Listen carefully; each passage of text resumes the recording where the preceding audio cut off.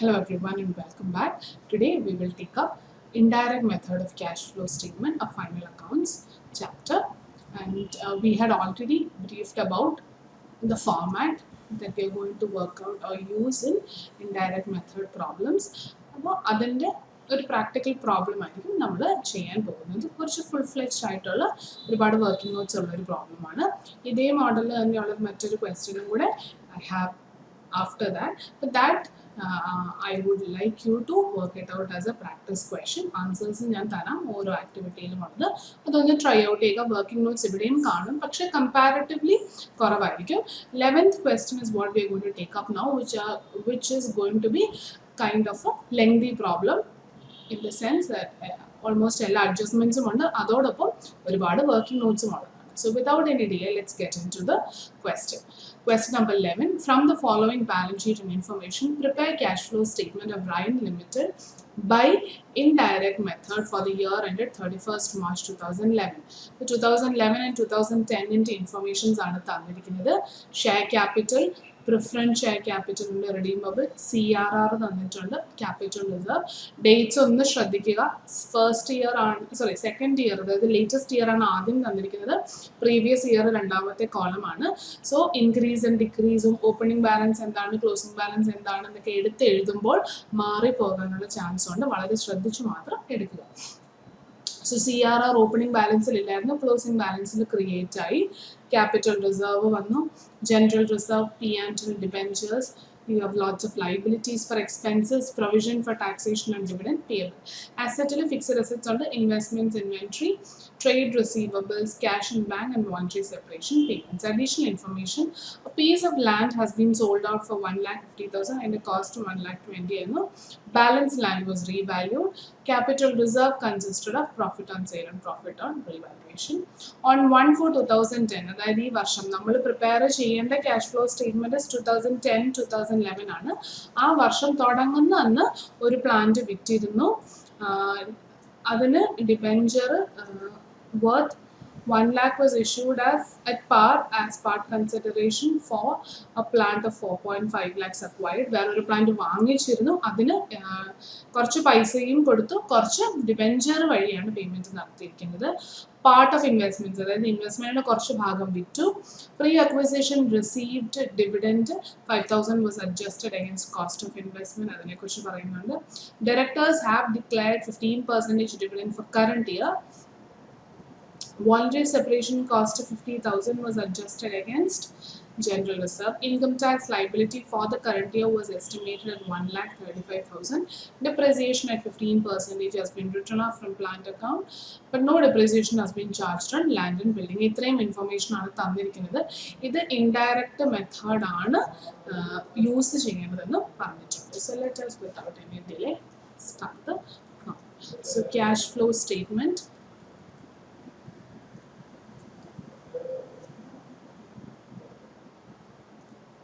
of Ryan Limited.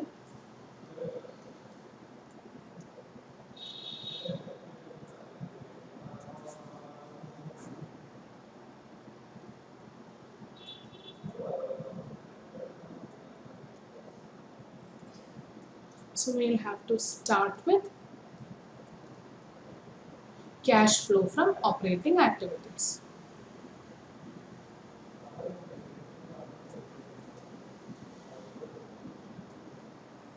So starting point of cash flow from operating activities is net profit before tax and extraordinary items.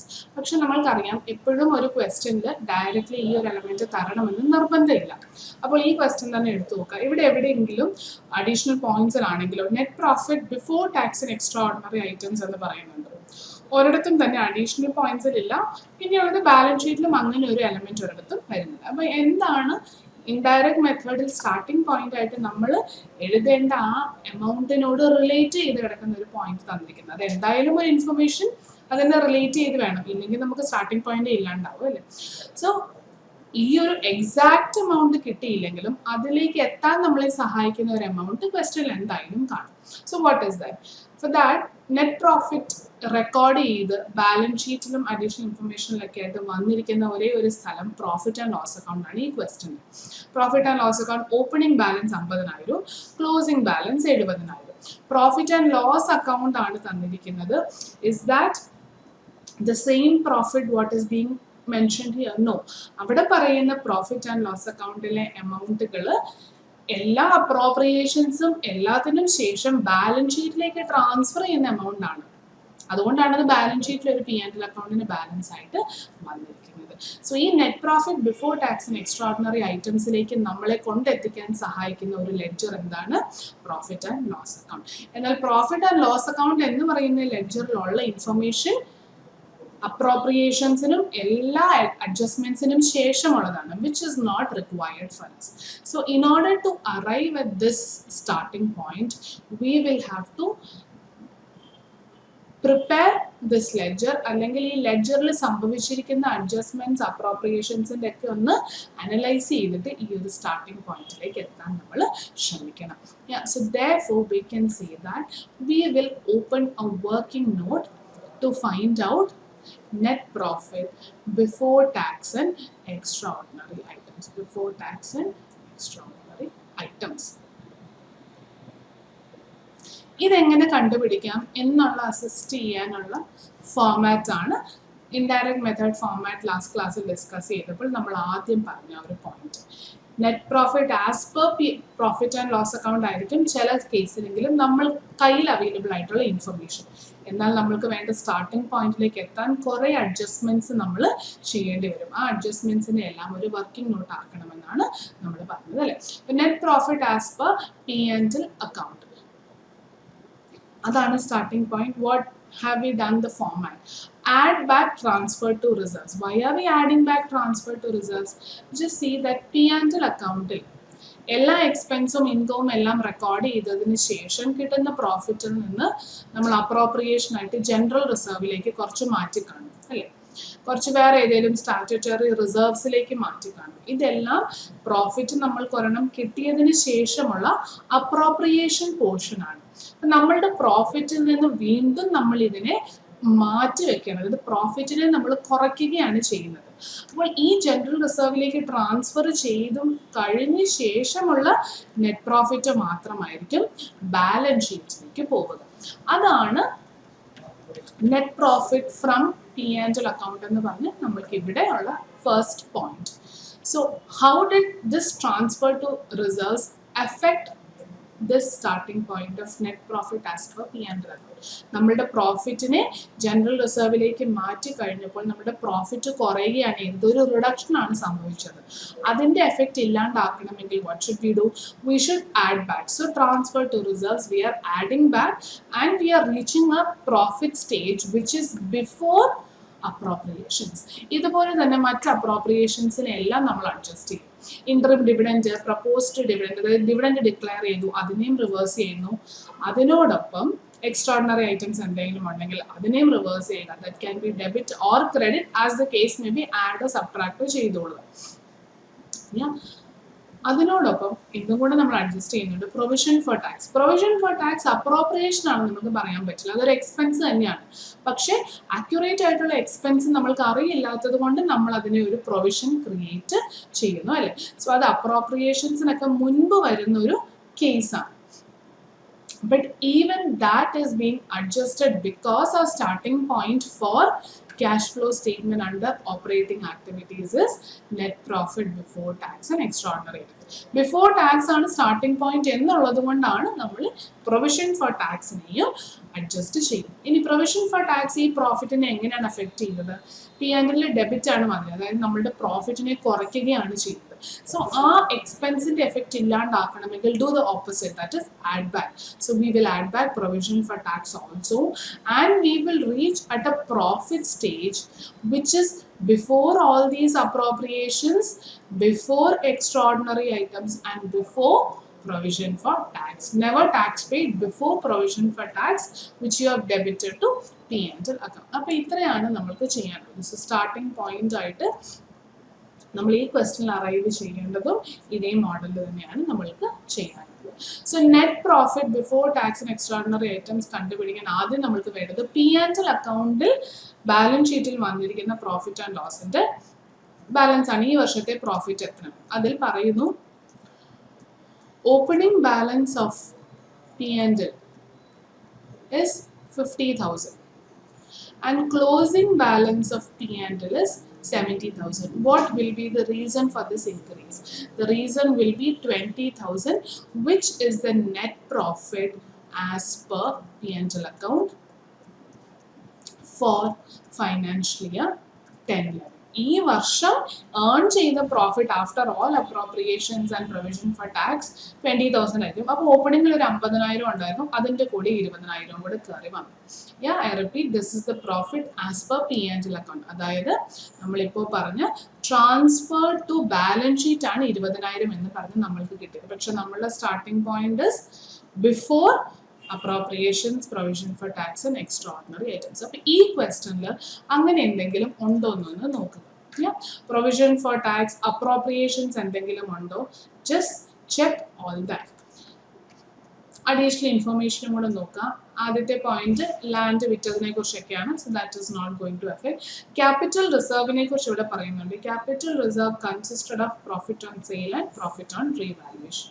ഇനി capital റിസർവിലേക്ക് ഒന്ന് പോയി നോക്കുക. Opening balance 0 ആയിരുന്നു, close ചെയ്തപ്പോൾ 1 lakh വന്നു. അതായത് 1 lakhനുള്ള ഇൻഡിക്കേഷൻ നമ്മൾ പ്രോഫിറ്റിൽ നിന്ന് മാറ്റി വെച്ചതല്ല, മറ്റ് പല റീസൺസ് കൊണ്ടാണ് ഈ വിറ്റ സെയിൽ ഓഫ് ലാൻഡ് വഴിയും റീവാലുവേഷനും വഴി വന്ന പ്രോഫിറ്റ് നമ്മൾ ക്യാപിറ്റൽ റിസർവിലേക്ക് ഇട്ടതെന്ന് ഓൾറെഡി പറഞ്ഞു. അപ്പോൾ ഇതെന്തായാലും അപ്രോപ്രിയേഷൻ വഴി വന്നതല്ല, ഡോണ്ട് വറി.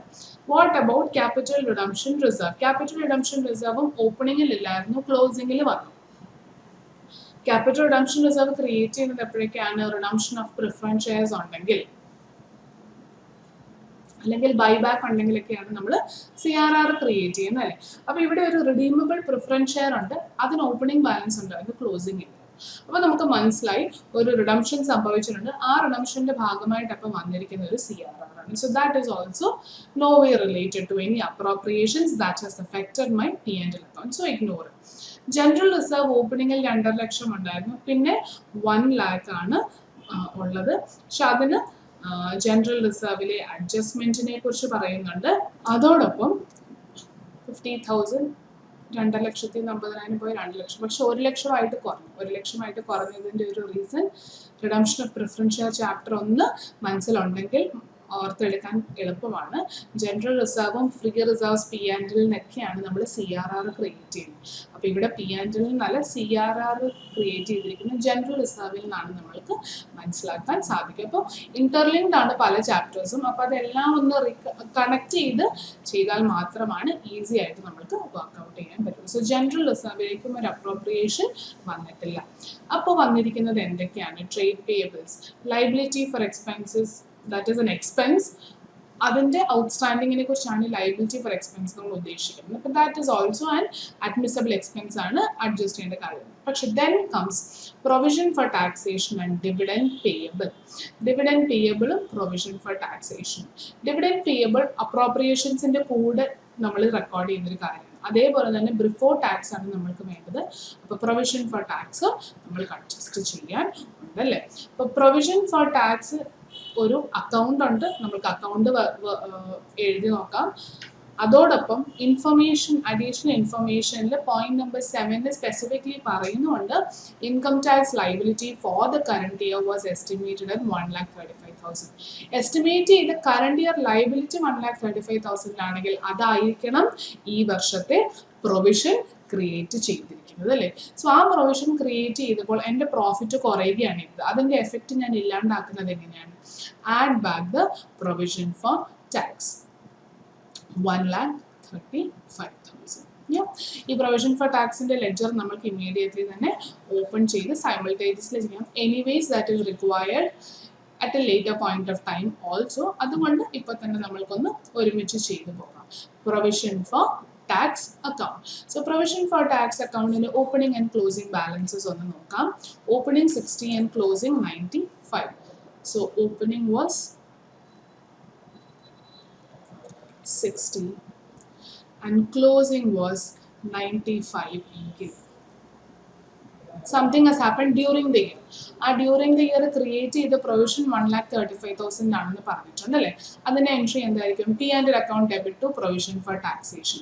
അപ്പോൾ പ്രൊവിഷൻ ഫോർ ടാക്സേഷന് ക്രെഡിറ്റ് വന്നു, പ്രൊവിഷൻ വീണ്ടും കൂടി കറണ്ട് ഇയർ പ്രൊവിഷൻ നമ്മൾക്ക് എഴുതാം 1,35,000.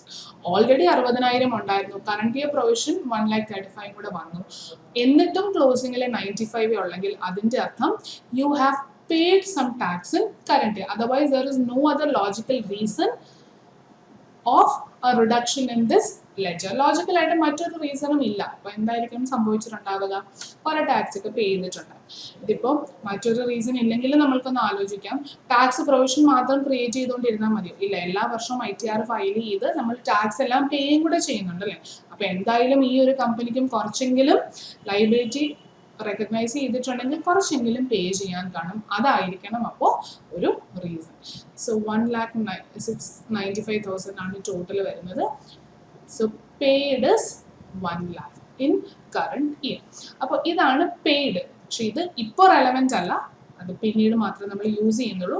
പ്രൊവിഷൻ ഫോർ ടാക്സേഷൻ അഡ്ജസ്റ്റ് ചെയ്തതിന്റെ കൂട്ടത്തിൽ ആ ലെഡ്ജർ അങ്ങ് എഴുതി പോയെന്ന് മാത്രമേ ഉള്ളൂ. So provision for tax adjust. ഇനി എന്താണ് അഡ്ജസ്റ്റ് ചെയ്യാനുള്ളത്? എക്സ്ട്രാ ഓർഡിനറി ഐറ്റംസ് എന്തെങ്കിലും ഉണ്ടോ? ഒന്നിനെക്കുറിച്ചും അഡീഷണൽ ഇൻഫർമേഷനിൽ പറയുന്നില്ല. Then we have dividend payable, which is also appropriation ആയിട്ട് നമ്മൾ ട്രീറ്റ് ചെയ്യുന്ന റെക്കോർഡ് ചെയ്യുന്നതാണ്. അപ്പോൾ ഡിവിഡൻഡ് പേയബിളിനും ഒരു അഡ്ജസ്റ്റ്മെന്റ് വരും. ഡിവിഡൻഡ് പേയബിൾ എത്രയാണ് ഈ വർഷം പ്രൊവൈഡ് ചെയ്യുന്നത് അല്ലെങ്കിൽ പ്രപ്പോസ് ചെയ്യുന്നത്, അതാണ് നമ്മുടെ P&L നിന്ന് ഡെബിറ്റ് ആയിട്ടുണ്ടാവുക. അതിനെയാണ് അപ്പോൾ നമ്മൾ റിസ്റ്റോർ ചെയ്യേണ്ടത്. സോ എത്രയാണ് ഡിവിഡൻഡ് ഡിക്ലെയർ ചെയ്തിരിക്കുന്നത്? Directors have declared 15% dividend for the current year എന്നാണ് പറഞ്ഞിരിക്കുന്നത്. ഈ വർഷത്തേക്ക് ഡിവിഡൻഡ് ഡിക്ലെയർ ചെയ്തിരിക്കുന്ന 15%. അപ്പോൾ ഈ വർഷത്തെ ക്യാപിറ്റൽ എത്രയുണ്ട്? ഡിവിഡൻഡ് ഡിക്ലെയർ ചെയ്തിരിക്കുന്ന മോസ്റ്റ്ലി ലാസ്റ്റ് ഡേയോ അല്ലെങ്കിൽ ടുവേർഡ്സ് ദ എൻഡോ ആയിരിക്കണം. സോ ക്ലോസിംഗ് ബാലൻസ് ആയ 6 lakh, അതാണ് നമ്മളുടെ ഷെയർ ക്യാപിറ്റൽ. അതിനായിരിക്കണം പ്രപ്പോസ്ഡ് ഡിവിഡൻഡ് പ്രപ്പോസ് ചെയ്തിരിക്കുന്നത്. So we can say that would have been debited in my P&L. So proposed dividend is how much? 6 lakh capital into question was 15% for current year.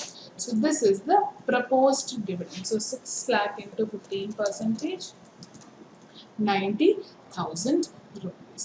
ഇതും കുറച്ചിട്ടാണ് P&L അല്ലെങ്കിൽ P&L debit ആണ് വന്നിരിക്കുന്നത്. So അതിന്റെ effect ഇല്ലാണ്ടാക്കാൻ add back. Now any other appropriations or extraordinary items, nothing else is there in additional points also. So therefore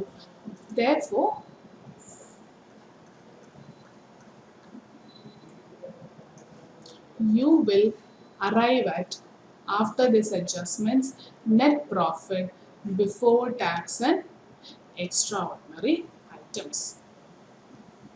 നമ്മളുടെ starting പോയിന്റിലേക്ക് നമ്മൾ എത്തി. ഇനി ട്രാൻസ്ഫർ ടു ജനറൽ റിസർവ് എല്ലാം P&L നിന്ന് പോയിട്ടുള്ളതായിട്ട് നമ്മൾക്കൊരു ഇൻഫർമേഷൻ ഉണ്ടെങ്കിൽ അതെല്ലാം ആഡ് ബാക്കോ അഡ്ജസ്റ്റോ ചെയ്യണം. ഈ ഒരു ക്വസ്റ്റൻ അതൊന്നും ഇല്ലാത്തതുകൊണ്ടാണ് നമ്മൾ ഇവിടം കൊണ്ട് നിർത്തിയത്. So net profit before tax and extraordinary ഐറ്റംസിലേക്ക് എത്രയാണ് അപ്പോൾ എമൗണ്ട് വരുന്നത്? 2 lakh plus 1,35,000 plus, sorry, not 2,20,000, 1,35,000, 90,000, that is 2,45,000. അതാണ് നമ്മളുടെ സ്റ്റാർട്ടിംഗ് പോയിന്റ്. ഇനി ഡിവിഡൻഡ് പേയബിളിന്റെ ഒരു പോയിന്റ് നമ്മൾ എഴുതിയത് കൊണ്ട് ഡിവിഡൻഡ് പേയബിൾ അക്കൗണ്ടും കൂടെ ഞാൻ പെട്ടെന്ന് വരയ്ക്കുകയാണ്, പ്രിപ്പയർ ചെയ്യുകയാണ്. Because that is also going to assist us. ഓപ്പണിങ്ങിൽ ഡിവിഡൻഡ് പേയബിളിലും കുറച്ച് ബാലൻസ് ഉണ്ടായിരുന്നു. അപ്പോൾ അതിൻ്റെ അർത്ഥം പ്രീവിയസ് ഇല്ല ഇതേപോലെ ഡിവിഡൻഡ് ഡിക്ലെയർ ചെയ്തിട്ടുണ്ടായിരുന്നു. അപ്പോൾ ഡിക്ലെയർ ചെയ്തുകൊണ്ട് മാത്രമേ ഇരുന്നാൽ മതിയോ? ഇല്ല, ഷെയർ ഹോൾഡേഴ്സിന് ഡിവിഡൻഡ് കൊടുക്കുകയും കൂടെ വേണം. അപ്പോൾ അത് ഈ വർഷം നടന്നിട്ടുണ്ടാവും. മീൻസ് അതൊന്ന് കണ്ടുപിടിക്കുക. Dividend payable opening 60, closing 90. So by balance brought down 60, closing balance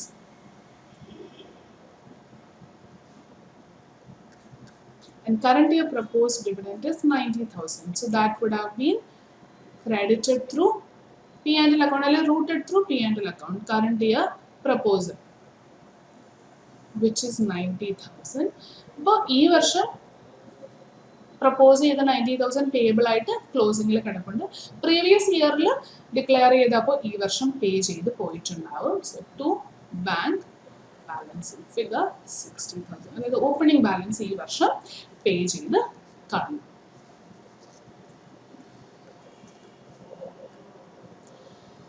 so we have arrived at the starting point. അപ്പോൾ അത് നമുക്കൊന്ന് എഴുതാം. And give reference. Never forget to give references. So 2,45,000. അപ്പോൾ നമ്മൾ സ്റ്റാർട്ടിംഗ് പോയിന്റ് എത്തി. ഇനി കമ്മിങ് ബാക്ക് ടു ആ main format, net profit before tax and extraordinary items ആണ് നമ്മുടെ സ്റ്റാർട്ടിംഗ് പോയിന്റിലും ഇൻഡയറക്ട്ലി നമ്മൾ എന്തിലേക്കാണ് അറൈവ് ചെയ്യാൻ ആഗ്രഹിക്കുന്നത്, ഓപ്പറേറ്റിംഗ് പ്രോഫിറ്റ് വഴി കിട്ടിയ ക്യാഷ് ഫ്ലോ എത്രയാണെന്ന് അറിയാം. അപ്പോൾ നെറ്റ് പ്രോഫിറ്റ് എന്ന് പറയുന്നത് നമ്മൾക്ക് കിട്ടിയത് P&L നിന്നാണ്. ആ P&L ഓപ്പറേറ്റിംഗ് ആക്ടിവിറ്റി മാത്രമല്ല ഉണ്ടാവുക, ഇൻവെസ്റ്റിംഗും കാണും, ഫൈനാൻസും കാണും, അതിനെയൊക്കെ എലിമിനേറ്റ് ചെയ്യും. ഇനി നമ്മൾക്ക് വേണ്ടത് ക്യാഷ് ആയിട്ടുള്ള ഇൻഫ്ലോ ഔട്ട്ഫ്ലോ ആണ്. P&L accrual ബേസിസിലാണ്. അപ്പോൾ ക്യാഷ് മാത്രമല്ല, ഔട്ട്സ്റ്റാൻഡിങ്ങും പ്രീപെയ്ഡും എല്ലാം വരും അല്ലേ. സോറി, പ്രീപെയ്ഡ് അല്ല, ഔട്ട്സ്റ്റാൻഡിങ്ങും റിസീവബിളും എല്ലാം വരും. സോ അതിനെയും എലിമിനേറ്റ് ചെയ്യുക. So that is the next point. Adjustments for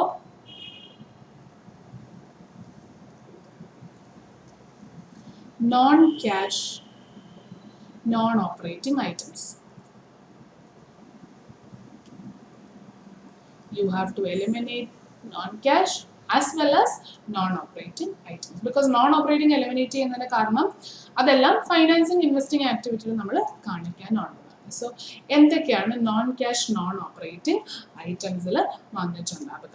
first and foremost നമ്മൾക്ക് അറിയാവുന്ന ഒന്നാണ് depreciation, because it would have been debited in my P&L but it is a non cash item അല്ലേ. അപ്പോൾ അതിനെ നമ്മൾ അഡ്ജസ്റ്റ് ചെയ്യും. ബട്ട് ഡിപ്രീസിയേഷൻ എത്രയാണെന്ന് നമ്മളോട് പറഞ്ഞിട്ടുണ്ടോ? It is not given. Percentage തന്നിട്ടുണ്ട്.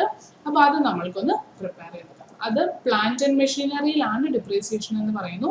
ലാൻഡ് ആൻഡ് ബിൽഡിങ്ങിൽ ഡിപ്രീസിയേഷൻ ഒന്നും തന്നെ ചാർജ് ചെയ്യുന്നില്ല. But plant and machinery depreciation charge ചെയ്യുന്ന ലെഡ്ജറിൽ ഒരുപാട് സെയിൽസും പർച്ചേസസും ഒക്കെ നടന്നിട്ടുണ്ട്. So therefore it is better to prepare the ledger and find out depreciation even though percentages ഒക്കെ തന്നിട്ടുണ്ടെങ്കിൽ. സോ അതുകൊണ്ട് let us open the next working note, which is plant and machinery.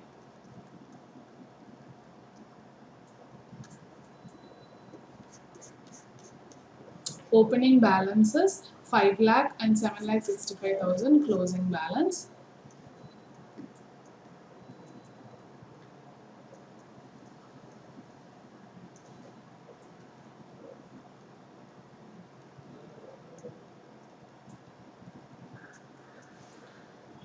ഇനി അതിനുശേഷം ഓരോ അഡ്ജസ്റ്റ്മെന്റ്സ് ആയിട്ട് പ്ലാന്റ് ആൻഡ് മെഷീനറിയിൽ റിലേറ്റ് ചെയ്യുന്നത് നമുക്ക് record ചെയ്യാം. ആദ്യത്തെ point is for land, that is another ledger, so don't worry about it. Second point is for plant. അപ്പോൾ അതിൻ്റെ പോയിന്റ് ഒന്ന് വായിച്ചിട്ട് റെക്കോർഡ് ചെയ്യാം. On 1/4/2010, അതായത് വർഷം തുടങ്ങിയപ്പോൾ തന്നെ പ്ലാന്റ് വാസ് സോൾഡ് ഫോർ 90,000. അതിൻ്റെ ഒറിജിനൽ കോസ്റ്റ് 70ഉം WDV 50ഉം ആണ്. ഇവിടെ അക്യുമുലേറ്റഡ് ഡിപ്രീസിയേഷൻ എന്ന് പറഞ്ഞ ലെഡ്ജർ ഇല്ല. അപ്പോൾ എല്ലാം ആ പ്ലാന്റ് ആൻഡ് മെഷീനറി എന്ന് പറഞ്ഞ ലെഡ്ജറിൽ നിന്ന് തന്നെ അഡ്ജസ്റ്റ് ചെയ്ത് പോയിട്ടുണ്ട്. അപ്പോൾ ഇപ്പോൾ WDV ആയിട്ട് കിടക്കുന്നത് 50,000 മാത്രമാണ്. അതിന് എത്ര രൂപയ്ക്ക് വിറ്റു? 90,000-ന് വിറ്റു. And that was sold on 1st April itself, start of the year itself. So ആ ഒരു സെയിൽ നടത്തിയ പ്ലാന്റിന്മേൽ ഇനി ഒരു അഡീഷണൽ ഡിപ്രീസിയേഷൻ വരുമോ? ഒന്നും തന്നെ വരില്ല. So therefore we can directly record the sale transaction alone. Sale transaction directly എഴുതാം. ബൈ ബാങ്ക് സെയിലാണ് 90,000 വന്നു. പക്ഷെ എത്ര രൂപയുള്ളായിരുന്നു WDV? 50,000. ഒറിജിനൽ കോസ്റ്റും തന്നിട്ടുണ്ട് 70,000, but that's irrelevant for us. That is irrelevant because original cost എന്ന് വെച്ചാൽ അത് വാങ്ങിച്ച സമയത്തെ പൈസയാണ്. ഇതെല്ലാം ഡിപ്രീഷിയേറ്റ് ചെയ്ത് ഈ ലെഡ്ജറിൽ നിന്ന് അഡ്ജസ്റ്റ് ചെയ്ത് പോയെങ്കിൽ ഇപ്പം ഈ ലെഡ്ജറിന്റെ ഓപ്പണിംഗ് ബാലൻസ് 5 ലക്ഷത്തിൽ വിറ്റ ഈ പ്ലാന്റിന്റെ വർത്ത് എത്രയേ ഉള്ളൂ? 50,000 മാത്രമേ ഉള്ളൂ. സോ അത് മാത്രം നമ്മൾ കണക്കിലെടുത്താൽ മതി. ഒറിജിനൽ കോസ്റ്റ് തന്നിരിക്കുന്ന അഡീഷണൽ ഇൻഫർമേഷൻ ആണ്. ചിലവർക്ക് അതൊരു മിസ്ലീഡിങ് ഇൻഫർമേഷൻ ആയിട്ട് ഫീൽ ചെയ്തെന്നിരിക്കും. അപ്പോൾ ഒരു കൺഫ്യൂഷൻ ഉണ്ടാക്കാനും സാധ്യതയുള്ളൊരു പോയിന്റ് ആണെങ്കിലും ശരിക്കും അതിനെ ഞങ്ങൾ ഇഗ്നോർ ചെയ്താൽ മാത്രമേ. അപ്പോൾ 50,000 കോസ്റ്റ് പ്രൈസിൽ കിടപ്പുണ്ട്, വിറ്റിരിക്കുന്നത് 90,000. അപ്പോൾ അതിൻ്റെ അർത്ഥം എന്താണ്? We have made a profit of 40,000 by selling this plant and machinery, and this profit will be credited to P&L. Point number 1 മാത്രമേ സെയിൽ നടത്തിയപ്പോൾ കിട്ടിയ പ്രോഫിറ്റ് ക്യാപിറ്റൽ റിസർവിലേക്ക് കൊണ്ടുപോകണമെന്ന് പറയുന്നുള്ളൂ. സെക്കൻഡ് കേസിൽ സെയിൽസിനെ കുറിച്ച് മാത്രമേ പറയുന്നുള്ളൂ. ഇങ്ങനെ പ്രോഫിറ്റ് എങ്ങോട്ടേക്ക് കൊണ്ടുപോകണം എന്നൊന്നും ഒരു കാര്യവും ഇൻഡിക്കേഷനും പറയുന്നത്. അപ്പോൾ അതിൻ്റെ അർത്ഥം സാധാരണ നമ്മൾ ചെയ്യുന്ന ട്രീറ്റ്മെൻറ്റ് തന്നെയാണ് ചെയ്യുന്നത്, which is taking this profit to P&L account. So profit on sale of plant you will take to P&L account, and that is 40,000. Sale of plant 40,000. So what happens? Opening balance 5 ലക്ഷത്തിനുള്ളിൽ 50,000 കിടപ്പുണ്ട്, profit 40,000 എഴുതി. അപ്പോൾ debit side 90 കിടപ്പുണ്ട്, credit സൈഡിലും 90 കിടക്കും. അതായത് ആ വിറ്റ അസറ്റിന്റെ effect ഈ ലെഡ്ജറിൽ നിന്ന് പോയി, രണ്ട് സൈഡിലും ഈക്വൽ എമൗണ്ട്സ് വന്നു. സോ അതിനെ അവിടെ ഉണ്ടെങ്കിലും അക്കൗണ്ടിൽ ക്ലോസിംഗ് ബാലൻസിലേക്കോ ഡെപ്രീസിയേഷനിലേക്കോ ഒരു എഫക്റ്റും കൊണ്ടുവരാൻ പോകും. So that part is over. After that അടുത്തത് പറയുന്നു, and debentures worth 1 lakh was issued at par as part consideration for plant of 4.5 lakhs acquire. അപ്പോൾ ഇതിനോടൊപ്പം ഒരു പ്ലാന്റ് നമ്മൾ വീണ്ടും വാങ്ങിക്കുകയും കൂടി ചെയ്തു 4.5 ലക്ഷത്തിന്. അതിന് പാർട്ട് പേയ്മെന്റ് ആയിട്ട് 1 ലക്ഷത്തിന് ഡിബെഞ്ചർ ആണ് കൊടുത്തത്. അപ്പോൾ ബാക്കി പേയ്മെന്റിനെ കുറിച്ച് എന്തെങ്കിലും പറയുന്നുണ്ടോ? ഒന്നും പറയുന്നില്ല. It can be assumed in 2 ways. ഒന്നെങ്കിൽ ക്യാഷ് ഫുള്ള് കൊടുത്ത് തീർത്ത് കാണും, അല്ലെങ്കിൽ ഔട്ട്സ്റ്റാൻഡിങ് കാണും. ഔട്ട്സ്റ്റാൻഡിങ് ഉണ്ടോ എന്ന് ബാലൻസ് ഷീറ്റിൽ നോക്കുക. അതായത് അസറ്റ് വാങ്ങിച്ച ആൾക്ക് ഇനിയും 3.5 ലക്ഷം കൊടുക്കാനുള്ളത് ട്രേഡ് പേയബിൾസിനകത്തായിരിക്കില്ല കാണിക്കുന്നത്, അത് സെപ്പറേറ്റ്ലി ക്രെഡിറ്റേഴ്സ് ഫോർ അസറ്റ് എന്ന് പറഞ്ഞ് കാണിക്കും. അങ്ങനെ എന്തെങ്കിലും ഉണ്ടോ? ഒന്നും തന്നെയില്ല. സോ അതിന്റെ അർത്ഥം എന്താണ്? It would have been paid off through cash. So that is our next inference from that point. So debenture കൊടുത്താണ് 1 ലക്ഷം സെറ്റിൽമെന്റ് നടത്തിയത് അസറ്റിന്റെ. ബാക്കിയോ? ബാക്കി was paid through cash or bank 3,50,000. So P&L-നെ ഡെബിറ്റ്, പ്ലാന്റ് ആൻഡ് മെഷീനറിനെ ഡെബിറ്റ് ചെയ്തു, debenture and ക്യാഷിനെ ക്രെഡിറ്റ് ചെയ്തു. സോ ഇത്രയും കഴിയുമ്പോൾ ആ പ്ലാന്റ് ആൻഡ് മെഷീനറി അക്കൗണ്ടിൽ തന്നിരിക്കുന്ന അഡ്ജസ്റ്റ്മെന്റ്സ് എല്ലാം തന്നെ തീരുകയാണ്. ഇതിന്റെ വർക്കിംഗ് മോഡ് ഒന്ന് കാണിച്ചിരിക്കാം.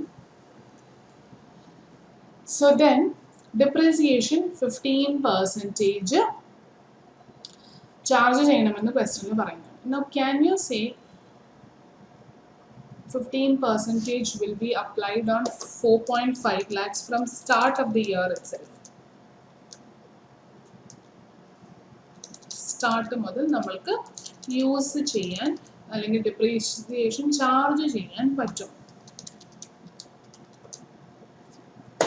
We can say opening balance തൊട്ട് അല്ലെങ്കിൽ ഓപ്പണിംഗ് ഡേയിൽ തന്നെയായിരിക്കും പർച്ചേസ് ചെയ്തതെന്ന് വേണമെങ്കിൽ അസ്യൂം ചെയ്യാം. ഓൺ 1/4 എന്നുള്ള ഒരു സ്റ്റാർട്ടിംഗ് പോയിന്റിലാണ് ഈ 2 പോയിന്റ്സും തന്നിരിക്കുന്നത്. സോ അന്ന് തന്നെ സ്റ്റാർട്ട് ചെയ്തു എന്ന് വേണം, അന്ന് തന്നെ വാങ്ങിച്ചു എന്ന് വേണമെങ്കിൽ ഇൻഫർ ചെയ്യാം. അല്ലെങ്കിൽ നമ്മൾ ആ 15% കമ്പ്യൂട്ടേഷനിലേക്കൊന്നും പോകേണ്ട കാര്യമില്ല. ഇനിയുള്ളത് എന്തായാലും ഡിപ്രീസിയേഷൻ മാത്രമായിരിക്കും റീസൺ. സോ അതിനെ ബാലൻസിങ് ഫിഗർ ആയിട്ട് എഴുതിയാലും തെറ്റില്ല. 15% കമ്പ്യൂട്ട് ചെയ്യണമെന്ന് നിർബന്ധമൊന്നും ഇല്ല. 5,40,000 plus 4,50,000 minus. So depreciation amount is 1,35,000. ഇനി ഈ ക്വസ്റ്റ്യന് 1,35,000 പെർസെൻറ്റേജ് 15% അപ്ലൈ ചെയ്താലും കിട്ടും. പക്ഷേ മറ്റേതെങ്കിലും ക്വസ്റ്റ്യനിൽ ചിലപ്പോൾ ആ പെർസെൻറ്റേജ് വെച്ച് നമ്മൾക്ക് എടുക്കാൻ നേരം ഈ വാങ്ങിച്ചിരിക്കുന്ന അസറ്റ് 1/4/2010 തന്നെയാണോ എന്നുള്ളൊരു ഡൗട്ടൊക്കെ വരികയാണെങ്കിൽ it's better to write depreciation as a balancing figure. ഈ ക്വസ്റ്റ്യനിൽ എന്തായാലും സെയിം ആണത് നോക്കാം. ഓപ്പണിംഗ് ബാലൻസ് 5 ലക്ഷത്തിൽ 50,000 രൂപ അന്ന് തന്നെ വിറ്റു. അപ്പോൾ ബാക്കിയുള്ളത് 4,50,000 ആണ്. ദെൻ പുതിയത് വാങ്ങിച്ച അസറ്റും 4,50,000 സെയിം ഡേറ്റിനാണ് ഞാൻ അസ്യൂം ചെയ്യുന്നത്. അതായത് 9 lakh വാങ്ങിച്ചത് അല്ലെങ്കിൽ 9 lakh എൻ്റെ കയ്യിലുള്ളത് 1/4/2010. അപ്പോൾ 1/4/2010 തൊട്ട് ഒരു വർഷം യൂസ് ചെയ്തതിൻ്റെ 15% will be 1,35,000. സെയിം ആണ്. പക്ഷെ അത് അങ്ങനെ തന്നെ ചെയ്യണമെന്നല്ല, ബാലൻസിങ് ഫിഗർ ആയിട്ട് എഴുതിയാലും ഒരു തെറ്റില്ല. That can be applied in some other question. ഈ കേസിൽ എങ്ങനെ ചെയ്താലും സെയിം ആൻസർ ആയിരിക്കും കിട്ടുന്നത്. So with that we complete plant and machinery ledger is also done. അപ്പോൾ depreciation കിട്ടി. ആ depreciation പോയി non cash adjustments ൽ പോയി record ചെയ്താൽ. Working note number 4, 1,35,000. What should you do? You should add it back because it was debited in P&L account. അപ്പോൾ പ്രോഫിറ്റിനെ കുറച്ചു. ഇനി നമ്മൾക്ക് അതിൻ്റെ എഫക്റ്റ് വേണ്ട എന്ന് പറയുമ്പോൾ അതിൻ്റെ എഫക്റ്റ് ആഡ് ബാക്ക് ചെയ്താണ് എലിമിനേറ്റ് ചെയ്തത്. സോ 1,35,000 ആഡ് ബാക്ക് ചെയ്തു. You also have to adjust for non-operating item. അപ്പോൾ ഇപ്പോൾ എഴുതിയ ലെഡ്ജറിൽ എന്തെങ്കിലും ഒരു നോൺ ഓപ്പറേറ്റിംഗ് ഐറ്റം ഉണ്ടോ? ഒരു നോൺ ഓപ്പറേറ്റിംഗ് ഐറ്റം ഉണ്ട്. Sale of plant. When you sold a plant which is part of your investment, you earned a profit out of it. And this profit of 40,000 was credited to P&L account അല്ലേ. അപ്പോൾ ആ ഒരു credit കിടക്കുന്നത് P&L ആണ്. ആ credit ആണ് നമ്മളുടെ starting point ആയിട്ട് നമ്മൾ എടുത്തിരിക്കുന്നത്. 2,45,000 ഈ പ്രോഫിറ്റ് എലമെന്റ് കിടപ്പുണ്ട്. എന്നാൽ ഈ പ്രോഫിറ്റ് എങ്ങനെ വന്നതാണ്? ഇൻവെസ്റ്റിംഗ് ആക്ടിവിറ്റിയുടെ ഭാഗമായിട്ട് വന്നതാണ്. സോ ഈ പ്രോഫിറ്റിന് എവിടെ റെക്കോർഡ് ചെയ്യാൻ പാടുള്ളൂ? ഇൻവെസ്റ്റിംഗ് ആക്ടിവിറ്റിയിൽ റെക്കോർഡ് ചെയ്യാൻ പാടുള്ളൂ. It's A non operating item. Therefore, that also you will have to adjust. So profit on sale of plant. Working note number 4. Again, same working note. Now, working note number 4. Profit P&L credit ആണ് ചെയ്തിരിക്കുന്നത്. We do not want the profit elements affect in this operating activity. അപ്പോൾ profit കൂടിയാണ് നിൽക്കുന്നത്. How will you eliminate it? By reducing or subtracting. അപ്പോൾ 40,000 നമ്മൾ കുറയ്ക്കും. So profit on sale of ലാൻഡും കഴിഞ്ഞു. ബാക്കിയുള്ളതെല്ലാം നമ്മൾ ഇവിടുന്ന് പ്ലാന്റ് ആൻഡ് മെഷീനറി റിലേറ്റഡ് ആയിട്ടുള്ളതെല്ലാം അഡ്ജസ്റ്റ് ചെയ്ത് കഴിഞ്ഞു. ഇനി ഏതെങ്കിലും നോൺ ഓപ്പറേറ്റിംഗ് അല്ലെങ്കിൽ നോൺ ക്യാഷ് എലമെന്റ് ഉണ്ടോ എന്ന് നോക്കും. Point number 3. Part of investments was sold for 70,000. അപ്പോൾ ഇൻവെസ്റ്റ്മെന്റ്സും വിറ്റിട്ടുണ്ട്. അതിൻ്റെ കോസ്റ്റ് 50,000 വിറ്റത് 70,000 പറഞ്ഞു. അപ്പോൾ അവിടെയും ഒരു പ്രോഫിറ്റ് ഉണ്ടായിട്ടുണ്ട് അല്ലേ. ആ പ്രോഫിറ്റും എങ്ങോട്ടേക്കാണ് ജനറൽ ട്രീറ്റ്മെന്റ് പോലെ പോകേണ്ടത്? P&L അക്കൗണ്ടിലേക്കാണ്. സോ ആ ഒരു എഫക്റ്റും പ്രോഫിറ്റിനെയും നമ്മൾ അഡ്ജസ്റ്റ് ചെയ്യേണ്ടതുണ്ട്. So let us anyway open ledger and then try to find out മറ്റെന്തെങ്കിലും മിസ്സിംഗ് ഫിഗർ ഉണ്ടെങ്കിൽ ഈ ഡിസ്കഷനോട് കൂടി തന്നെ നമ്മൾക്കത് കംപ്ലീറ്റ് ചെയ്യും. സോ ഇൻവെസ്റ്റ്മെന്റ് അക്കൗണ്ട് ഓപ്പൺ ചെയ്യുകയാണ്. Opening balance and closing balance നോക്കാം. 80 and 50.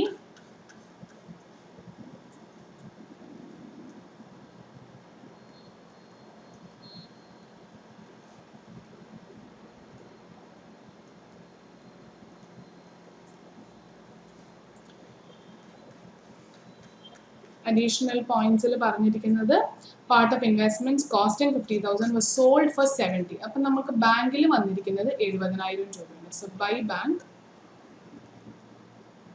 70. സോ 50,000 സാധനം 70,000 വിറ്റെങ്കിൽ 20,000 രൂപ ലാഭമാണ്. സോ ദാറ്റ് ലാഭം will go to P&L accounts credit balance and debit നമ്മൾ ഇൻവെസ്റ്റ്മെന്റ് അക്കൗണ്ടിനെ ചെയ്യുമല്ലേ. So profit 20,000. So 70 minus 50. So ഇത്രയും മാത്രമേ ഇൻവെസ്റ്റ്മെന്റ് റിലേറ്റഡ് ആയിട്ടുള്ള ലെഡ്ജർ ബാലൻസും അഡീഷണൽ ഇൻഫർമേഷനും നമ്മൾക്കുള്ളൂ. അപ്പോൾ ഇത്രയും കഴിയുമ്പോൾ ideally speaking investment account close ആവുന്നുണ്ടോ എന്ന് നോക്കി. ഡെബിറ്റ് സൈഡിൽ 1 lakhും ക്രെഡിറ്റ് സൈഡിൽ 1,20,000 ഉണ്ട്. What does that mean? It means that hidden ആയിട്ട് ഒരു എൻട്രിയും കൂടി ഇവിടെ വന്നിട്ടുണ്ട്. അതിനെക്കുറിച്ചുള്ള ഇൻഫർമേഷൻ നമുക്ക് ഡയറക്റ്റ്ലി തന്നിട്ടില്ല. ഈ ലെഡ്ജർ പ്രിപ്പയർ ചെയ്യുന്നത് വഴി you will have to infer what is the reason for an additional increase and what will be the reason. The reason will be another purchase of investment അല്ലെങ്കിൽ another investment that he has made during the year. അല്ലേ, investment കൂടാൻ കാരണം എന്തായിരിക്കും? പുതിയ investment അയാൾ നടത്തിയിട്ടുണ്ടായിരിക്കും to the extent of 20,000 which is not informed to us directly. Hint ഉണ്ട് ഈ ledger prepare ചെയ്ത് വരുമ്പോൾ നമുക്ക് കിട്ടും. അതിനാണ് ഈ സെയിൽസിനെ കുറിച്ചൊക്കെ നമ്മളോട് പറയുന്നത്. സോ ഈ ഒരു ബാങ്കിൽ പുതിയൊരു ഇൻവെസ്റ്റ്മെന്റ് വാങ്ങിച്ചത് ഇൻവെസ്റ്റ്മെന്റ് ആക്ടിവിറ്റിയുടെ ഭാഗമായിട്ട് നമ്മൾ ട്രീറ്റ് ചെയ്യണം.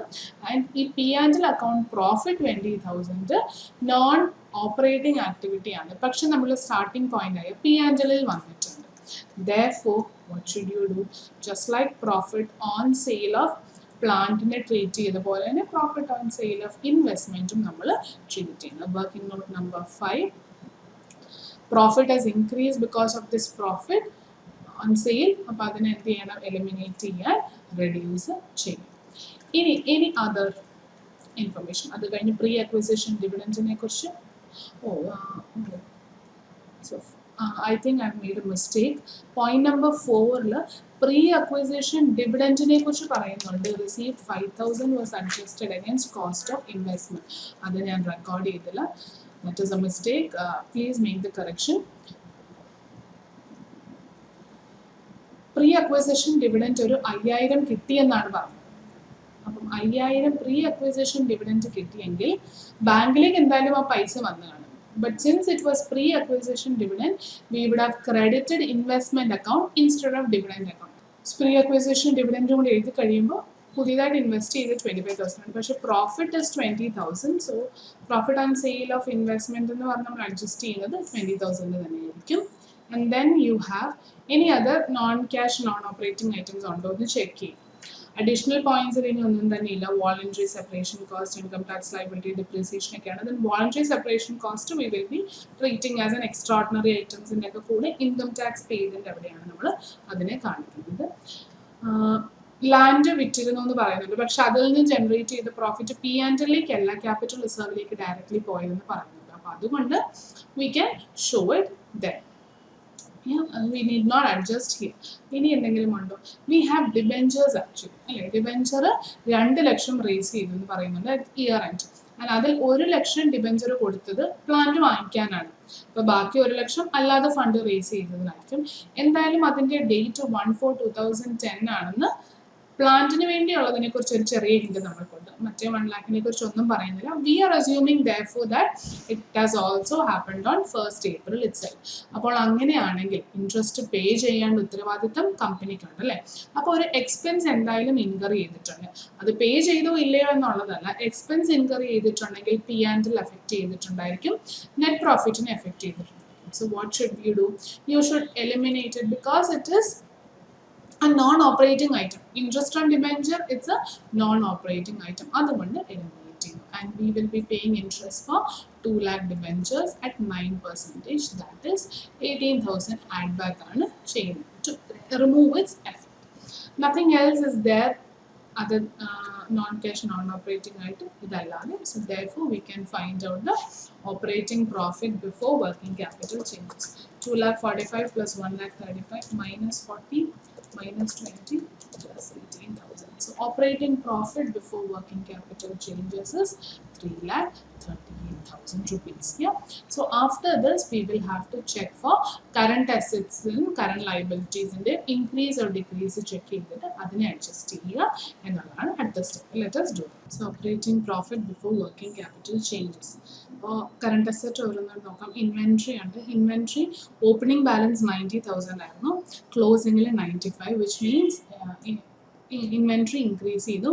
Increase in inventory you will have to deduct because inventory increase ചെയ്യുമ്പോൾ അത് പ്രോഫിറ്റിൽ പ്രോഫിറ്റ് കൂടാനാണ് അത് സഹായിക്കുന്നത്. പക്ഷെ that has not got any effect on cash balance. അതുകൊണ്ട് തന്നെ ഇൻക്രീസ് ഇൻ അസറ്റിനെ കറണ്ട് അസറ്റിനെ നമ്മൾ കുറയ്ക്കുന്നു. സോ ഇൻക്രീസ് ഇൻ ഇൻവെൻട്രി അതിൻ്റെ കമ്പ്യൂട്ടേഷനും കൂടെ കാണിച്ചേക്കുക. 95,000 minus 90,000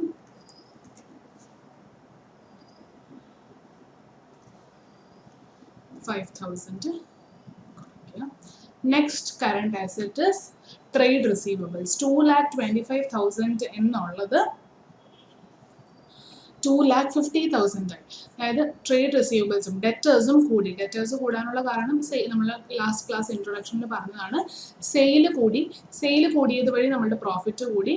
എന്നാൽ ആ സെയിൽ ക്രെഡിറ്റ് സെയിൽ ആയതുകൊണ്ടാണ് ട്രേഡ് റിസീവബിൾസ് കൂടിയത് അല്ലേ. അപ്പോൾ പ്രോഫിറ്റ് കൂടി നിൽക്കുകയാണ്. But it is not got an effect on cash balance rather in trade receivables or current asset. അപ്പോൾ ആ ഒരു പ്രോഫിറ്റ് എലമെൻറ്റും നമ്മൾ സ്റ്റാർട്ടിംഗ് പോയിന്റിൽ കിടപ്പുണ്ട്. അതുകൊണ്ട് അതിനെയും എലിമിനേറ്റ് ചെയ്യുക by opposite effect. So if profit is increased but it doesn't have any cash balance effect, reduce that portion.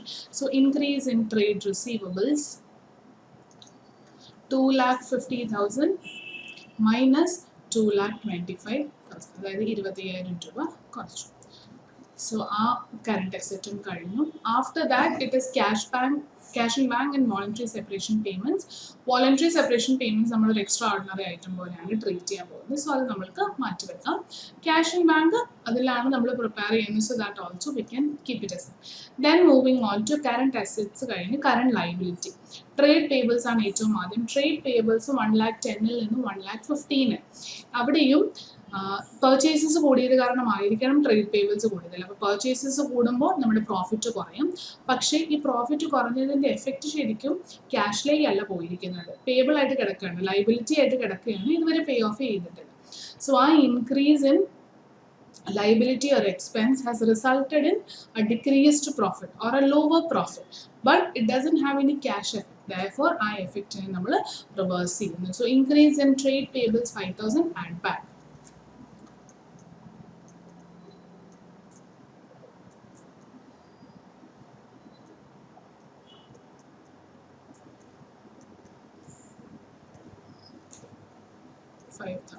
add back. So trade payables കഴിഞ്ഞു. Next is liabilities for expenses. Outstanding expense എന്നാണ് അതിന് മറ്റൊരു പേര് കൊടുത്തെന്ന് മാത്രമേ ഉള്ളൂ. Outstanding എക്സ്പെൻസും same way opening balance 20,000 ആയിരുന്നു, പക്ഷേ ക്ലോസിംഗിൽ 30,000 ആയിരുന്നു. അതിൻ്റെ അർത്ഥം എക്സ്പെൻസ് ഇൻക്രീസ് ചെയ്തു. എക്സ്പെൻസ് ഇൻക്രീസ് ചെയ്യുമ്പോൾ നമ്മുടെ പ്രോഫിറ്റ് കുറയും, പക്ഷെ അത് പേ ഔട്ട് ചെയ്യാതെ ഔട്ട്സ്റ്റാൻഡിംഗ് ആയിട്ട് കിടക്കുന്നതുകൊണ്ടാണ് ഈ ലെഡ്ജറിലേക്ക് വന്നത് അല്ലേ. സോ ക്യാഷ് ബാലൻസിൽ എഫക്റ്റ് ആയിട്ടില്ലെങ്കിൽ ഈ ഇൻക്രീസ് ഇൻ എക്സ്പെൻസും നമ്മൾ എലിമിനേറ്റ് ചെയ്യണം, കാരണം അത് പ്രോഫിറ്റിനെ എഫക്റ്റ് ചെയ്തിട്ടുണ്ട്, എന്നാൽ ക്യാഷ് എഫക്റ്റ് വന്നിട്ടില്ല. So increase in liabilities for expenses another name for outstanding expenses, so that also you will have to add back. So 30,000 minus 20,000, so that is 10,000 add back ചെയ്യുക. പിന്നെയുള്ള liability എന്ന് പറയുന്നത് provision for ടാക്സേഷനും dividend പേബിളും ആണ്. അത് already നമ്മൾ treat ചെയ്തത് കഴിഞ്ഞാണ് അല്ലേ. അതുകൊണ്ട് തന്നെ അത് ഇനി ഇൻകം ടാക്സ് പെയ്ഡും ഡിവിഡൻഡ് പെയ്ഡും മാത്രം കാണിക്കാനുള്ളൂ. അതൊന്നും ഇപ്പോൾ ചെയ്യേണ്ട കാര്യമില്ല. ഇപ്പോൾ വർക്കിംഗ് ക്യാപിറ്റൽ ചേഞ്ചസ് മാത്രമാണുള്ളത്. സോ ഇത്രയും കഴിയുമ്പോൾ current asset and current liability movements എല്ലാം നമ്മൾ റെക്കോർഡ് ചെയ്ത് കഴിഞ്ഞു. സോ 3,38,000 minus 5,000 minus 25,000 plus 5,000, 3,23,000 ആണ് you get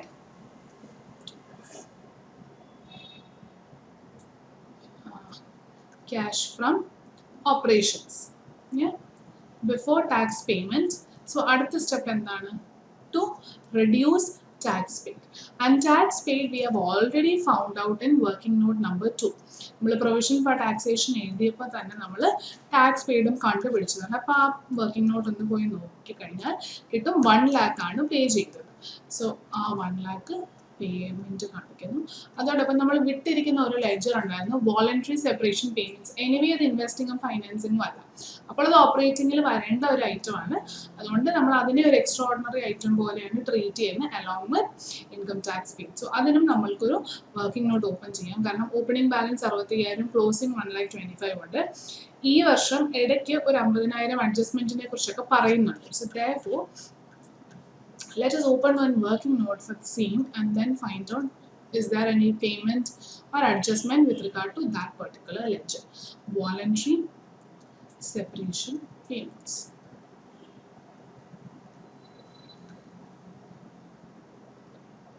So now it is on current asset side. Well, asset side ആണ് opening എത്ര ഉണ്ട്? 65 ഉം 125 ഉം ആണ് ഓപ്പണിംഗിലുള്ളത്. അസറ്റ് സൈഡ് ആണ്. So debit balance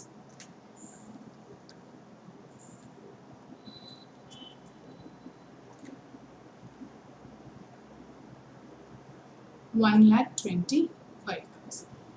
Now, what is mentioned in additional information for this lecture? Voluntary separation cost of 50,000 was adjusted against general reserve. അപ്പോൾ general റിസർവിൽ നിന്ന് ഈ വോളണ്ടറി സെപ്പറേഷൻ കോസ്റ്റ് ഒരു അഡ്ജസ്റ്റ്മെന്റ് വന്നു. അപ്പോൾ ജനറൽ റിസർവിന് ഓൾറെഡി ക്രെഡിറ്റ് ബാലൻസ് ആണ്, അതിൽ നിന്നൊരു adjustment വന്നെന്ന് പറഞ്ഞാൽ ജനറൽ റിസർവിൽ നിന്ന് എടുത്തു എന്നാണ്. അപ്പോൾ ജനറൽ റിസർവിനെ ഡെബിറ്റ് ചെയ്യും ആൻഡ് വോളണ്ടറി സെപ്പറേഷൻ പേയ്മെന്റിനെ ക്രെഡിറ്റ് ചെയ്യും 50,000. So opening balance is 65,000 and credit side 1,25,000 and 50 ഉണ്ടെങ്കിൽ അതിൻ്റെ അർത്ഥം എന്തായിരിക്കും? എന്താണ് ഈ വോളണ്ടറി സെപ്പറേഷൻ പേയ്മെന്റ്സ് അസറ്റ് സൈഡിൽ കിടക്കുന്നതിൻ്റെ അർത്ഥം? ഈ വോളണ്ടറി സെപ്പറേഷൻ പേയ്മെന്റ് നമ്മളുടെ എംപ്ലോയീസ്, കമ്പനിയുടെ എംപ്ലോയീസ് ആയാലും വോളണ്ടറി സെപ്പറേറ്റ് ചെയ്യാൻ പ്ലാൻ ഉണ്ടെങ്കിൽ അവർക്ക് കൊടുത്തു വിടേണ്ട കോമ്പൻസേഷൻ കുറേ കാണും അല്ലേ. അപ്പോൾ ആ ലൈബിലിറ്റിക്ക് വേണ്ടി ഇപ്പോഴേ കമ്പനി മാറ്റി വെക്കുന്ന ഒരു ഇൻവെസ്റ്റ്മെന്റ് ആയിരിക്കണം. ആ ഫ്യൂച്ചറിൽ വരാൻ പോകുന്ന ഒരു ലൈബിലിറ്റി മുന്നിൽ കണ്ടുകൊണ്ട് മാറ്റി വെക്കുന്ന ഒരു അസറ്റ് ആണ്. അതിനൊരു പേര് വോളണ്ടറി സെപ്പറേഷൻ പേയ്മെന്റ് എന്ന് കൊടുത്തതേ ഉള്ളൂ, because it is an indication that ഈ ഒരു ഇൻവെസ്റ്റ്മെന്റ് അല്ലെങ്കിൽ മാറ്റി വെച്ചിരിക്കുന്ന പൈസ ഉപയോഗിക്കാൻ പോകുന്ന എന്തിനു വേണ്ടി മാത്രമാണ്? വോളണ്ടറി സെപ്പറേഷൻ പേയ്മെന്റിന് വേണ്ടി മാത്രം. അപ്പോൾ അങ്ങനെ അവർ മാറ്റി വെച്ചത് 65,000 ആയിരുന്നു തുടങ്ങിയപ്പോൾ.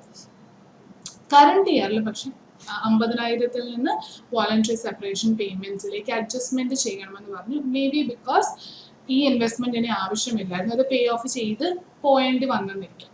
അപ്പോൾ എന്ത് ചെയ്തു? ഈ 50,000 ജനറൽ റിസർവ് അല്ലെങ്കിൽ പി ആൻഡ് എല്ലിൽ നിന്ന് എഴുതി കളയുന്ന ഒരു എക്സ്പെൻസ് പോലെ ട്രീറ്റ് ചെയ്താൽ മതി. പി ആൻഡ് എല്ലിന് പകരം ഇവിടെ ജനറൽ റിസർവ് എന്ന് ഉദ്ദേശിക്കുന്നതേ ഉള്ളൂ. സോ ജനറൽ റിസർവിൽ നിന്ന് മാറ്റി എന്നിട്ടും ക്ലോസിംഗിൽ വീണ്ടും ഈ വോളണ്ടറി സെപ്പറേഷൻ എംപ്ലോയീസിന് കൊടുക്കേണ്ട കോമ്പൻസേഷന് വേണ്ടി ഇൻവെസ്റ്റ് ചെയ്യുന്നത് 1,25,000 ഉണ്ട്. അങ്ങനെ വരണമെങ്കിൽ അതിൻ്റെ കാരണം എന്ത്? ഓപ്പണിംഗ് 65,000 ഉണ്ടായിരുന്നു, അതിൽ 50,000 അഡ്ജസ്റ്റ് ചെയ്താൽ ശരിക്കും 15,000 ബാക്കി വന്നാൽ മതി. എന്നാൽ 1,25,000 ആണ് ക്ലോസിംഗിൽ ഈ ഒരു പർപ്പസിന് വേണ്ടിയുള്ള ഇൻവെസ്റ്റ്മെന്റ് എങ്കിൽ അതിൻ്റെ അർത്ഥം again we have set aside some amount for this voluntary separation payment to employees in future അല്ലേ. അപ്പോൾ ആ ഒരു പൈസ മാറ്റി വെച്ചിരിക്കുകയാണ്. നമ്മളുടെ ക്യാഷ് ഓർ ബാങ്കിൽ ഇട്ട് കഴിഞ്ഞാൽ നമ്മൾ ഉപയോഗിച്ചു പോകും. പക്ഷെ ഇല്ല, ഇത് ഉപയോഗിക്കാൻ പാടില്ല, ഇത് ഈ പർപ്പസിന് വേണ്ടി മാത്രമാണെന്ന് പറഞ്ഞ് മാറ്റി വെച്ചിരിക്കുകയാണെങ്കിൽ ദാറ്റ് മീൻസ് അതിനൊരു എൻട്രി വന്നിട്ടുണ്ടാകും. നമ്മളുടെ ക്യാഷിൽ നിന്ന് എടുത്ത് നമ്മൾ ഈ ഒരു ഇൻവെസ്റ്റ്മെന്റ് നേച്ചറിലേക്കോ ഈ ഒരു ലെഡ്ജറിലേക്കോ മാറ്റി വെച്ചിട്ടുണ്ടായിരിക്കും. അതായിരിക്കണം ക്ലോസിംഗ് ബാലൻസ് ഇത്ര കൂടാനുള്ള കാരണം. So 1,10,000. I hope it is clear. Voluntary separation പേയ്മെന്റിന് കോമ്പൻസേഷൻ കൊടുക്കേണ്ടി വരുന്നത് ഫ്യൂച്ചറിലായിരിക്കും. പക്ഷെ അതിനു വേണ്ടി കമ്പനി എല്ലാ വർഷവും കുറെ എസ്റ്റിമേറ്റ് എടുത്ത് ഇത്ര പേര് പോകാൻ സാധ്യതയുണ്ട്, ഇത്ര പേര് പോയാൽ ഇത്ര എമൗണ്ട് നമ്മൾക്ക് വേണ്ടി വരും എന്നൊരു അനാലിസിസ് നടത്തി ക്രിയേറ്റ് ചെയ്യുന്ന ഇൻവെസ്റ്റ്മെന്റ് എമൗണ്ട് ആയിട്ട് ഇതിനെ ട്രീറ്റ് ചെയ്താൽ മതി. പക്ഷെ സാധാരണ ഇൻവെസ്റ്റ്മെന്റിന്റെ കൂടെ എടുക്കാതെ നമ്മളിതൊരു സെപ്പറേറ്റ് നേച്ചറിലുള്ള ലെഡ്ജറും പുതുതായിട്ട് കേൾക്കുന്നവരായത് കാരണം നോട്ട് വെരി കോമൺലി യൂസ്ഡ്, അതുകൊണ്ട് എക്സ്ട്രാordinary ഐറ്റത്തിന്റെ കൂടെ ഞാനൊന്ന് ട്രീറ്റ് ചെയ്യുന്നത്. സോ ബാങ്കിൽ നിന്ന് പൈസ പോയി നമ്മൾ ഇങ്ങോട്ടേക്ക് മാറ്റി വെച്ചാൽ that is also a tax paid അല്ലേ. അപ്പോൾ അതും I'm going to add on here. Voluntary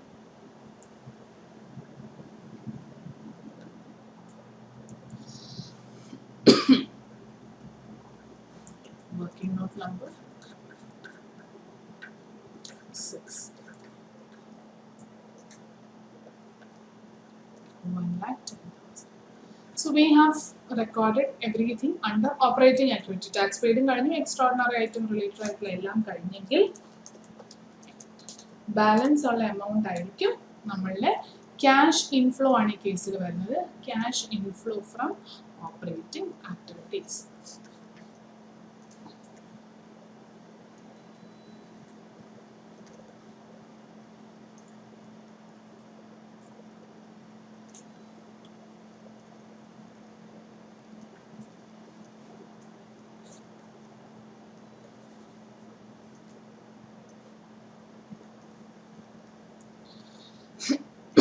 Next is second part, cash flow from investing activities.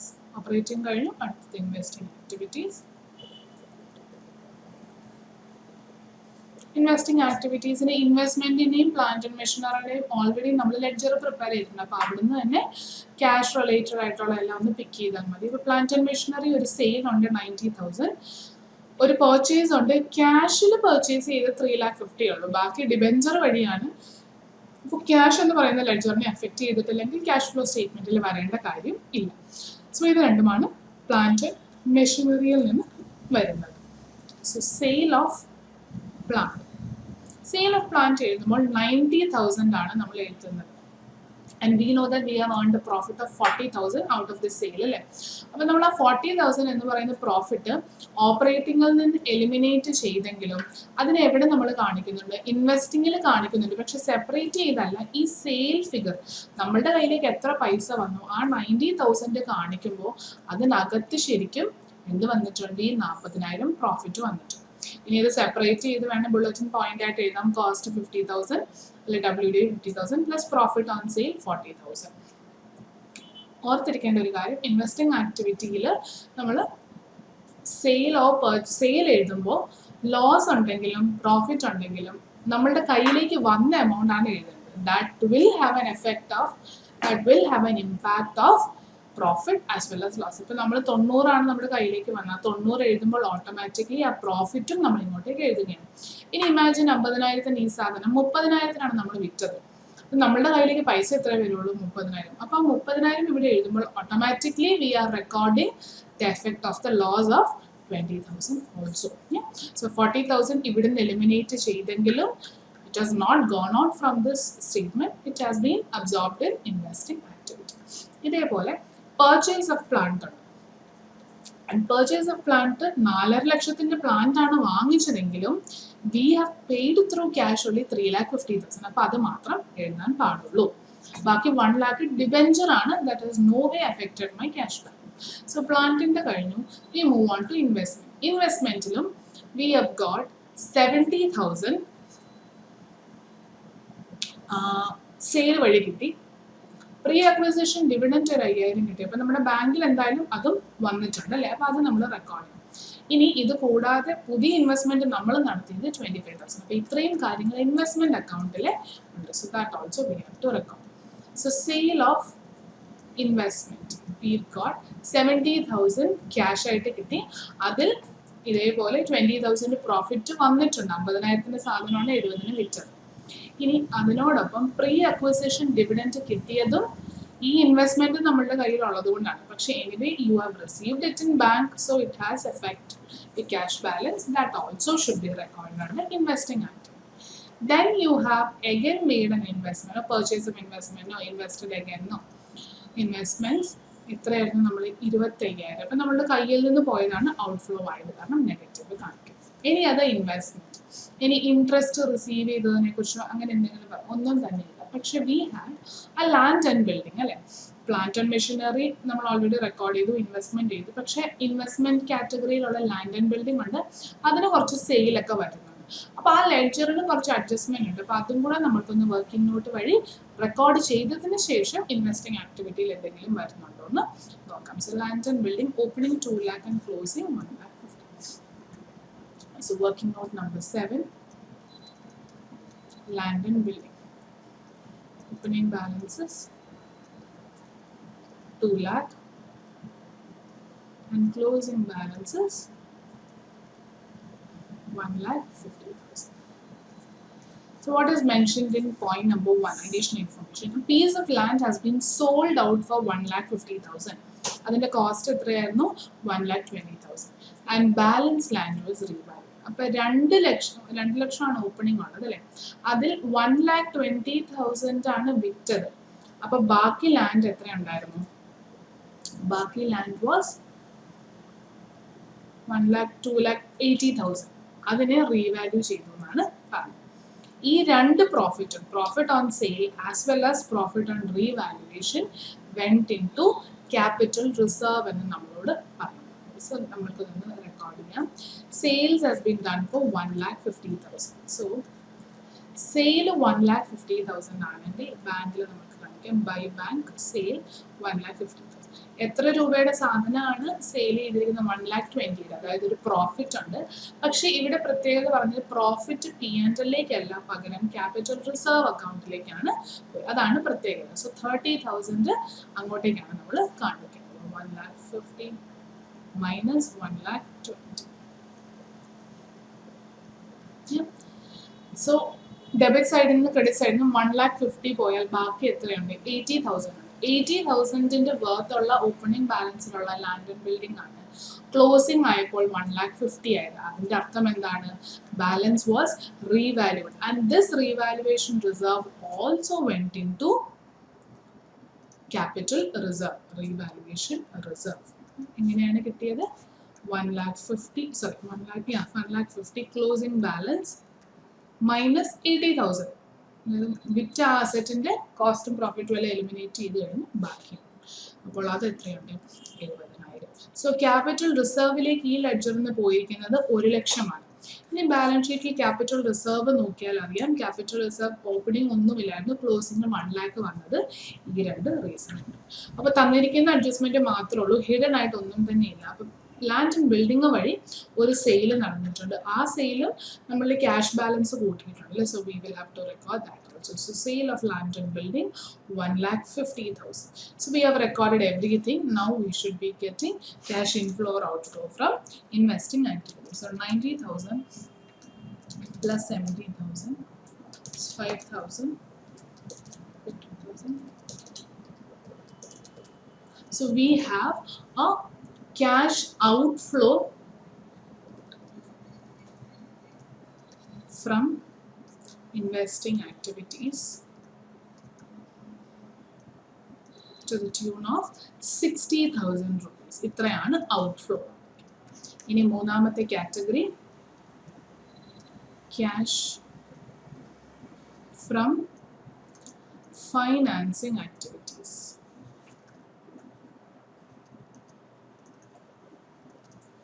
Financing activities ഏറ്റവും ആദ്യം നോക്കേണ്ടത് equity share capital start. Opening 5 lakh ആയിരുന്നു, ക്ലോസിംഗിൽ 6 lakh ആയതിൻ്റെ അർത്ഥം issue of share capital 1.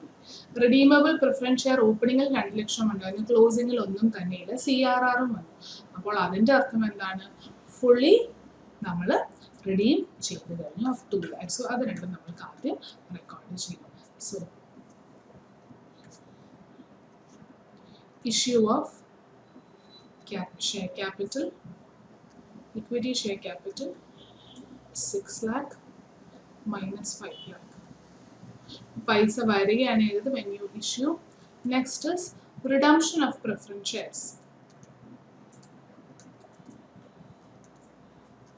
That is 2 lakh paisa outflow aanu povuna aalkarku nammal paisa koduthullum. So outflow. Then anything else. Debentures നമ്മൾ use ചെയ്തിരുന്നു four buying plant, but that is only of 1 lakh. So what about the remaining 1 lakh that got added up in the closing balance? അതിൻ്റെ അർത്ഥം എന്തായിരിക്കും? പുതിയതായിട്ട് നമ്മൾ debentures ക്യാഷിന് വേണ്ടി issue ചെയ്തിട്ടുണ്ടായിരിക്കണം അല്ലേ, which is not inform to us directly. So issue of debentures for other than plant purchase.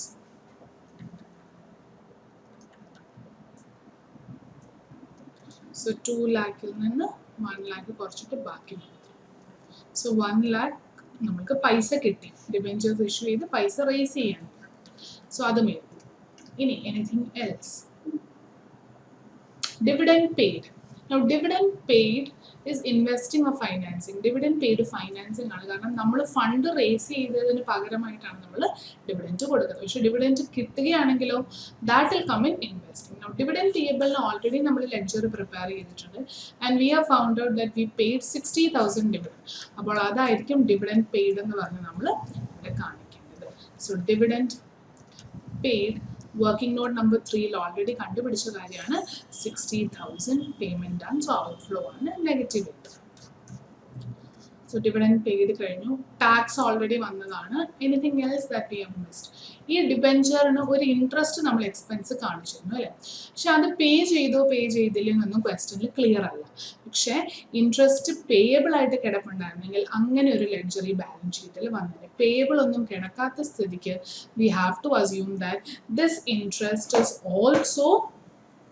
Also paid by the company. Yeah, so 2 lakh into 9%, 18,000 dividend interest on debenture, that also we assume as paid. കാരണം ഇല്ലെങ്കിൽ payable കിടന്നു, payable ഒന്നും ഇല്ലാത്ത സ്ഥിതിക്ക് it should have been paid and settled in correct. ഇനി ആ ഒരു പോയിന്റിൽ വേണമെങ്കിൽ ഒരു ഡൗട്ട് പോലെ വന്നെന്നിരിക്കാം, അല്ലെങ്കിൽ ഒരു ക്വറി വന്നെന്നിരിക്കാം. 2 lakh ഡിബെഞ്ചറിൽ 1 lakh ശരിക്കും പ്ലാന്റിന് വേണ്ടി നമ്മൾ കൊടുത്തതല്ലേ, അപ്പോൾ ആ ഇൻട്രസ്റ്റ് പോർഷൻ ഇൻവെസ്റ്റിങ്ങിൽ കാണിച്ചാൽ പോരെ. That opinion is also correct to some extent. ഇതിൻ്റെ റീസൺ പ്ലാന്റ് പർച്ചേസിന് വേണ്ടിയാണ് ഡിബെഞ്ചർ ഇഷ്യൂ ചെയ്തത്. അപ്പോൾ അങ്ങനെ നോക്കുകയാണെങ്കിൽ 9,000 ഇൻവെസ്റ്റിങ്ങും ഫൈനാൻസിങ്ങുമായിട്ട് ഇൻട്രസ്റ്റ് കാണിച്ചാലും മതി.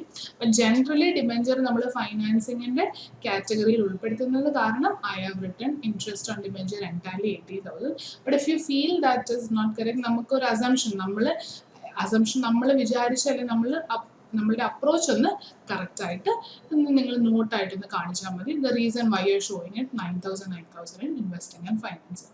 We are just showing it in interest on debenture under financing activity just like normal practice എന്ന് മാത്രമേ ഉള്ളൂ. അതിനും നിങ്ങൾക്കൊരു നോട്ട് എഴുതാവുന്നതാണ് in your own language. So we have recorded all financing activity. So 78,000 outflow ആണ് നമ്മൾക്ക് വരുന്നത്, cash outflow from financing activity.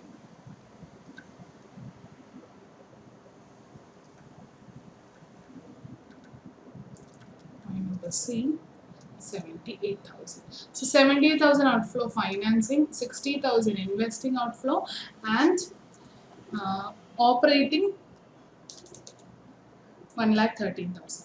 അപ്പോൾ ഇതെല്ലാം മൂന്നും കൂടെ ആഡ് ചെയ്ത് നോക്കുമ്പോൾ we have an outflow to the tune of 25,000 rupees. So next step is net cash outflow. Entire business is 25,000 rupees. അതിലേക്ക് opening cash and bank balance add ചെയ്താൽ you should be getting the closing balance. Now what was the opening cash balance? 90,000.